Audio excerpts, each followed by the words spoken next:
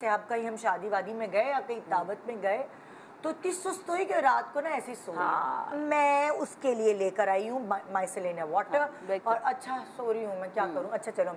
फिर मैंने उसका मेकअप उतार जरूर तो बच्चियाँ ये करती है ना सुस्ती में कि कौन उतारे मेकअप करने में तो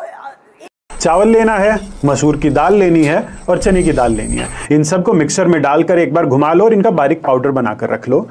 चेहरे पर होने वाले दाग धब्बे झाइयां या फिर स्किन बिल्कुल डल पड़ गई है, ऐसी डलनेस को दूर करने के लिए जो आप हजारों रुपए के केमिकल आदि से बनी क्रीम और सीरम वगैरह लगाते रहते हैं, उसकी जगह आप इस पाउडर को एक बड़े चम्मच के करीब लेकर थोड़े से कच्चे दूध या फिर गुलाब जल के अंदर 6 से 8 घंटे के लिए भिगो दें। और अगर आपकी स्किन ड्राई है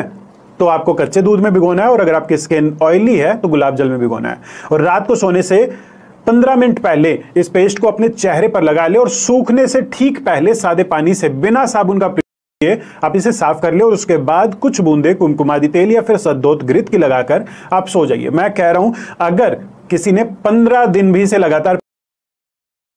के साथ ये बात कहने के लिए तैयार हूं, वो जीवन में कभी दोबारा उन केमिकल से भरी क्रीम या सिरम के पास वापस नहीं लौट। बात और बताऊं कोकोनट ऑयल की कि अगर आपकी बॉडी में आवाजें आने लगती हैं कटक कटक उठ रहे हैं हाथों में तो तब भी आप सुबह उठ के 1 टीस्पून कोकोनट ऑयल नाक में पी ले। अच्छा लोग नाक में भी कहते हैं उससे स्किन अच्छी होती है। उससे नाक में क्या डलवाओगे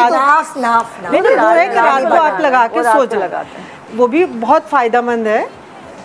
बहुत मुश्किल होता है पीना वो